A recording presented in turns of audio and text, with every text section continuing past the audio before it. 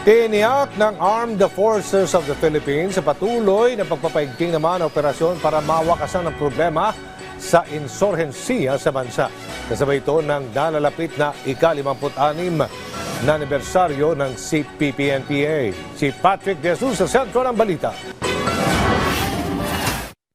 Hindi magpapakumpiyansa ang Armed Forces of the Philippines kaugnay ng nalalapit na ika-56 na anibersaryo ng CPP-NPA. Ito ay kahit pa humihina na ang puwersa ng grupo kung saan mula sa dating 7 weekend guerrilla fronts ay iisa na lamang ang natitira. Bunga na rin ito ng mas pinaigting na operasyon ng militar. Kasunod ang direktiba ni Pangulong Ferdinand R. Marcos Jr.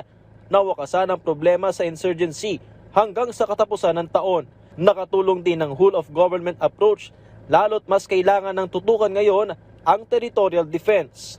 Ang ibig sabihin po nitong weekend guerrilla front, sir, wala na po silang capability na mag-conduct po ng malakihang operasyon, wala na rin po silang kaukulang resources, and hindi na rin po sila nakakapag-recruit ng mga bagong miyembro to join their force. Sabi ko nga po, hindi naman po tayo magpapakumpiyansa. So ang mga ganyan po is taon-taon naman natin ginagawa, sir. No? So what we normally do in these instances, meron pa rin po tayong forces that are naka-detail po to look into all of these instances po, and kung ano man po ang lumabas sa ating mga intelligence gathering, tutuunan po rin natin ito ng tamang pansin.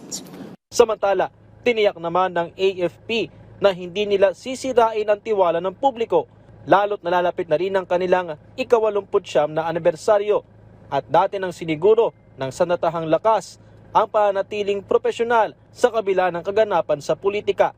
Kinilala rin ng AFP ang pagsisikap ng bawat sundalo. Ito po, nakita natin ang dami pong bagyong nagdaan, tuloy-tuloy po ang pagtatrabaho natin. Marami rin po tayong hinarap dito po sa ating West Philippine Sea issue, and we acknowledge po yung efforts ng ating mga kasundaluhan dito. Para po sa ating mga kababayan po, rest assured po na ang inyong sandatahang lakas ng Pilipinas, pinapahalagahan po namin ang tiwala po na binigay ninyo sa sandatahang lakas ng Pilipinas. Patrick De Jesus para sa Pambansang TV sa Bagong Pilipinas.